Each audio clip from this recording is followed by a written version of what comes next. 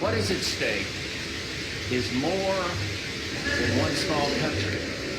It is a big idea, a new world order. It's no longer a theory. What I'm about to say is fact. The secret organizations of the world power elite are no longer secret. They have planned and are now leading us into a one-world communist government. Welcome, useless eaters, to the Odd Man Out podcast, where we talk about hidden history, deep political policy, occult deconstruction, economics, religion, and philosophy. I'm your rabbit hole aficionado, the Odd Man. Welcome. The affirmative task we have now is to actually create a new world order. Public policy could itself become the captive of a scientific, technological elite. And when that first cocaine was smuggled in on a ship, it may as well have been a deadly bacteria, so much as it hurt the body, the soul of our country. But take my word for it, this scourge will stop. Greetings, oddities, and welcome to another The Odd Man Out podcast. As always, thank you for taking the time to hang out with me. This week, we're going to have a special episode, a little bit shorter than normal episodes, but I think it's very important to have this at this time because it seems like our government is hell-bent on overthrowing the government of Iran and giving them a regime change. And I'll remind people about, and I don't like him, but he was telling the truth on this, General Wesley Clark, 7 countries in 5 years. Iran was last on the list. Of course, it's taken much longer to overthrow all these governments and do these coups and this global destabilization, but that's to be expected, I would assume. And I think they got a little bit overzealous with their 5-year plan. But it seems that the Trump administration is ready to do the Zionists' bidding and finally do a coup in Iran. They just did one in Venezuela. The global plan is still in play, friends. The new Middle East plan, the globalization, the Democrats are not the only ones that support this. The Republicans support it full well. So this week we're going to be talking about Operation AJAX, the first coup in Iran that it shaped the country. We'll just go ahead and get right into it. Tehran, August 1953. The air is thick with dust and tension. In a quiet room at the American Embassy, a man paces. His name is Kermit Roosevelt, Jr., grandson of U.S. President, nephew of a war hero, and now the CIA's point man in a mission that could change the course of history. You guys might remember, if you listen to the episodes on the Skull and Bones order, that the Roosevelts were famous in the Skull and Bones. I think they had more of their family members in the Skull and Bones order than any other famous family that I remember. But we'll continue on this. It's just after midnight on August 16th. He's waiting for a phone call, a single call, to confirm that Iran's democratically elected Prime Minister Mohammad Mossadegh has been arrested. But the call never comes.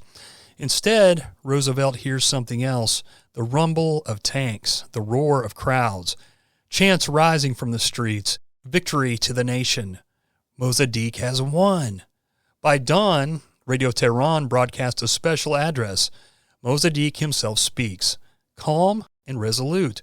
He announces to the Iranian people that a coup has been foiled. The Shah has fled the country. The conspirators have been exposed. To Washington, Roosevelt sends a single, sobering message. Operation AJAX has failed. But the story doesn't end here. Because in the hours that follow, Roosevelt makes a decision, one that will alter the fate of a nation. He ignores Washington's orders to evacuate. He stays, he rallies his remaining contacts, and he begins what some call the real coup. Now think about that. He disobeys the orders from Washington. He disobeys the president. Who's really in charge here? We'll go on. This is the story of Operation AJAX, not just a covert operation, but a turning point in modern history. A moment when foreign intelligence agencies stepped in not to save democracy, but to dismantle it. And in doing so, set Iran on a path of revolution, isolation, and decades of mistrust. It's not a conspiracy theory. This is documented history. And its consequences are still felt in Tehran, in Washington, probably in London, and every strained word between Iran and the West. Welcome to this special episode.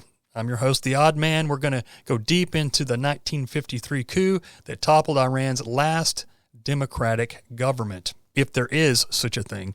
Let's go back not to 1953, but to 1951.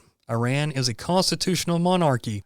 The Shah, Mohammad Reza Pahlavi, holds the throne, but real powers lies with the elected parliament, the Majlis, and in 1951, that parliament makes a bold move. They vote unanimously to nationalize Iran's oil industry and sealed their fate. For decades, the Anglo-Iranian Oil Company, later known as BP, had controlled Iran's oil, British Petroleum. It extracted vast wealth from the ground, but returned little to the Iranian people. Workers lived in poverty. Profits flowed to London. To Iranians, this wasn't just an economic issue. It was a matter of national dignity. And the man who led this charge, Dr. Mohammad Mossadegh, well, he was a Western-educated lawyer, a constitutionalist, and a man of integrity. He wasn't a radical, and he wasn't a communist. He was a man who believed in the rule of law, free speech, and national sovereignty. But to the British government, well, he was a threat. Scoundrel Prime Minister Winston Churchill called him an elderly lunatic, and behind closed doors, plans were drawn up, not just to undermine him, but to remove him. Britain didn't invade, though. It did something almost as effective. It launched an international oil embargo. No country was to buy Iranian oil. British warships patrolled the Persian Gulf. Diplomats pressured allies. Even the United States, initially sympathetic to Iran, joined the boycott under pressure. Isn't it interesting how repeatedly, since we won our freedom from the Brits, our government has bailed the Brits out, time and time and time again. But we'll go on. The goal, to strangle Iran's economy under Mossadegh, and it worked, at least at first. By 1952, Iran was in crisis.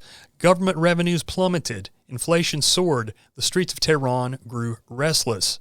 But Mossadegh held firm. He refused to compromise, and in doing so, he became a symbol, not just for Iran, but for the entire global South. Countries across Asia and Africa watched closely. If Iran could stand up to colonial powers, maybe they could too. That's when the fear in Washington began to grow. Not fear of communism, fear of precedent. Here's a fact that often gets buried. The United States didn't always oppose Mossadegh. In the early 50s, under President Truman, the U.S. actually supported Iran's nationalization. They saw it as a legitimate act of sovereignty. They even tried to mediate between Iran and Britain. But everything changed in 1953.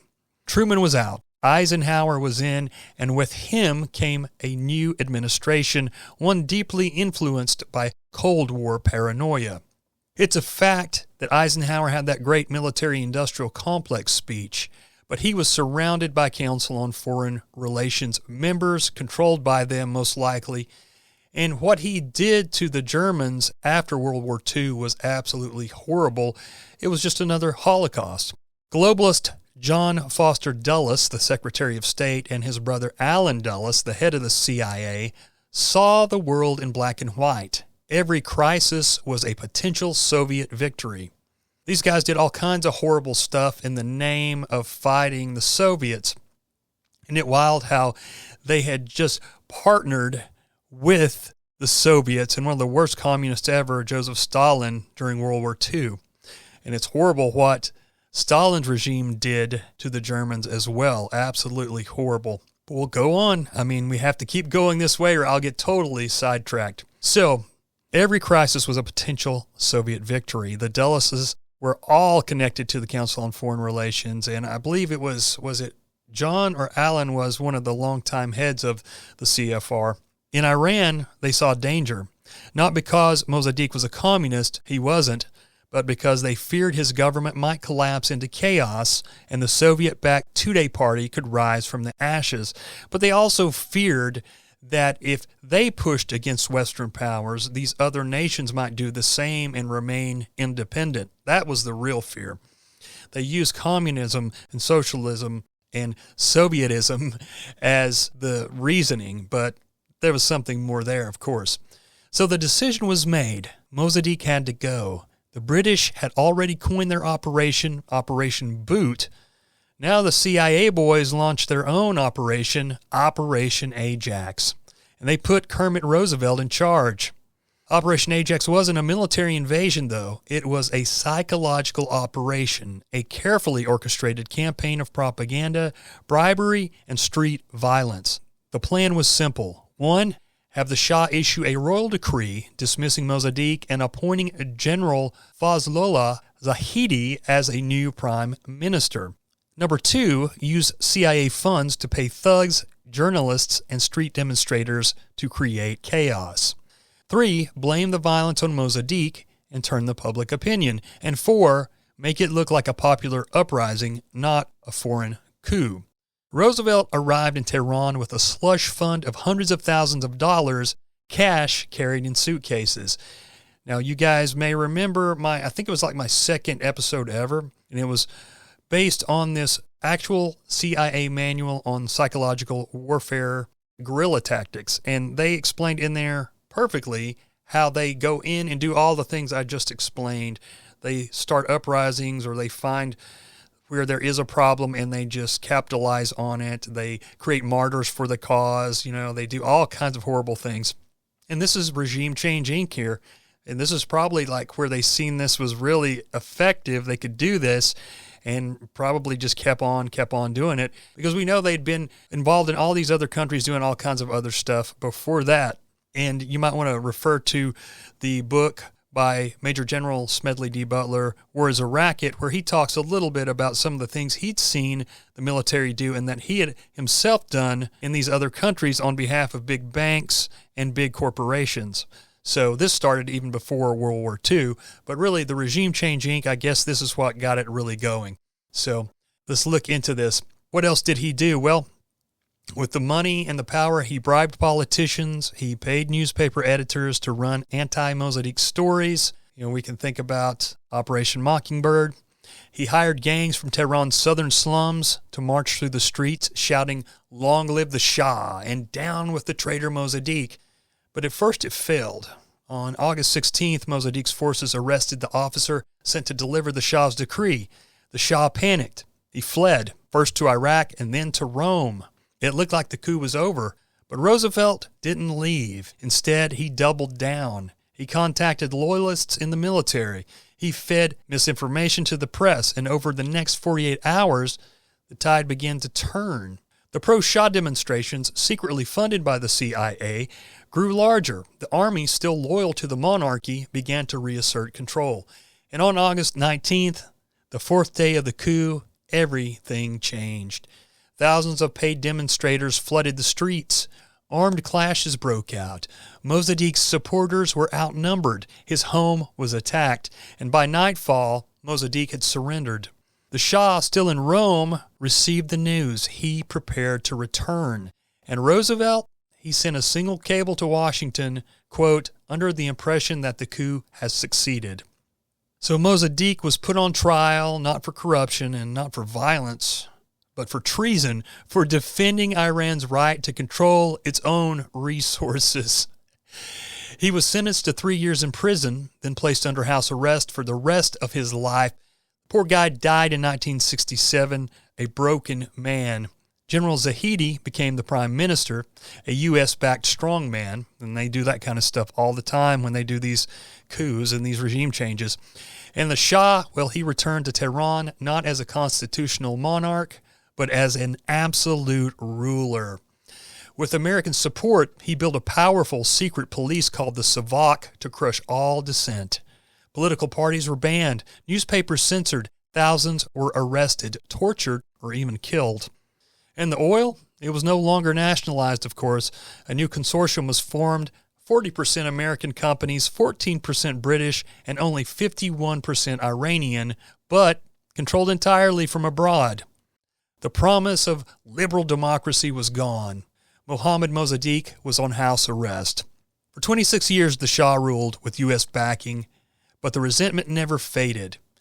Every act of repression, every symbol of Western influence reminded Iranians, rightly so, of 1953, and in 1979, well, it exploded. The Iranian Revolution swept the Shah from power, and he died in exile. And it looks like that the CIA wanted him to die in exile. They stopped supporting him, and he ended up being a fairly moderate guy. And I don't know if you've seen the interview with him, and he's talking about, I think it's with Mike Wallace, and he's talking about how the Israelis are so powerful and their lobbyists so powerful and how it basically controls the United States government. Isn't that wild? And then he was deposed after that. So that's a whole nother episode right there. But the Iranian Revolution swept the Shah from power. The guy died in exile, and in his place rose a theocratic regime, the Islamic Republic, led by Ayatollah Khomeini. The West supported this. They created this. And even though they had supplied Iran with tons of weapons, and so had the Israelis at some point, I believe, they decided they needed an ultimate enemy, a convenient enemy to blame things on over there in the Middle East. Because having a convenient enemy really is a great benefit to the military-industrial complex and the globalists in general, because it allows them to do things that they normally wouldn't be able to do. So now we have a crucial point here. Khomeini was not part of the 1953 coup. He was in exile, but he understood its power, and he used it over and over to paint the United States as the great Satan, the country that had destroyed Iran's democracy, that had installed a tyrant that had betrayed the people. And for millions of Iranians, it wasn't propaganda, it was history. The U.S. Embassy takeover in 1979, the hostage crisis, it was not just about politics. It was about memory. It was about 1953.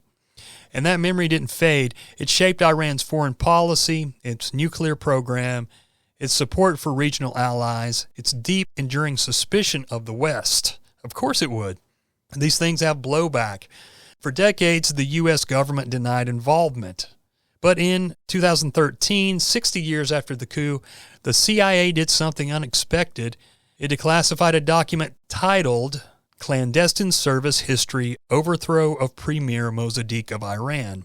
And in it, the agency admitted clearly and unambiguously that it had orchestrated the coup. No more denials, no more plausible deniability, just a single sentence that changed everything. Under CIA direction, the coup was carried out. It was the closest thing to an apology, but it wasn't an apology. And for many Iranians, it was too little too late. Well, let's ask the question that historians still debate. What if Operation AJAX had never happened? What if the U.S. had stood by Mossadegh and supported his democracy? Could Iran have become a stable secular republic like Turkey or India? Could it have avoided the revolution, the war with Iraq, the rise of extremism? We'll never know for sure, but it sure looked like it could have.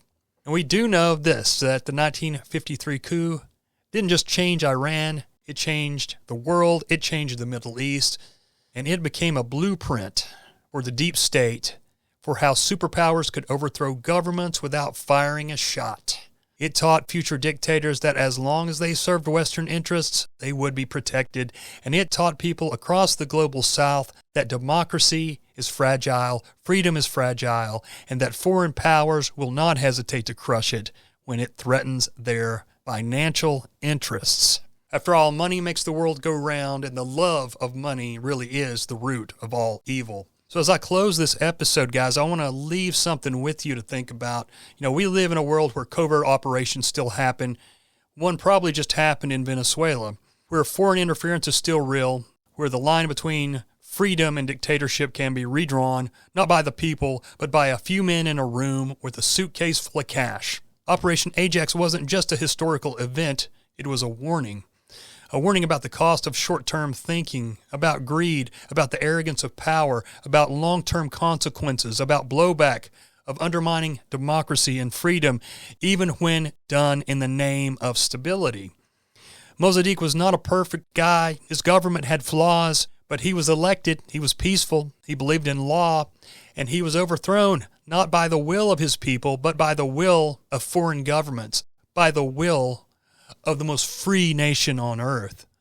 That is the story of Operation AJAX, and it's a story the world can't afford to forget, and most people don't even know about. So that's a reason I wanted to put that out there. Something that I found out about quite a few years ago and should have done a podcast on already, but it's better late than never, especially when you think about we may be just about to pull another regime change on Iran and install another Western-backed dictator, leader, what have you, all in the name of spreading liberal democracy. So, thank you for listening. If you found this episode helpful, meaningful, please share it, because history isn't just about the past, it's about how we understand the present and how we shape the future. Support the show, and you can check out in the links the ways that you can support it. But most of all, again, just share the show, tell others about it. I thank you so much for taking the time to hang out with me and check this episode out. Cheers and blessings, and remember, their order is not our order. See ya. In 1953, the United States, together with Britain, participated in a coup in Iran that got rid of Mossadegh. Mossadegh and his government were swept from power in favor of General Zahedi. 300 killed and hundreds wounded is a conservative estimate. The British government has never officially acknowledged its role in the coup. These words have not been heard or seen for over 34 years. Evidence that has the potential to turn a dark chapter in history inside out. The coup in Iran is shaping politics to this day. The United States does not want democracy in the Middle East.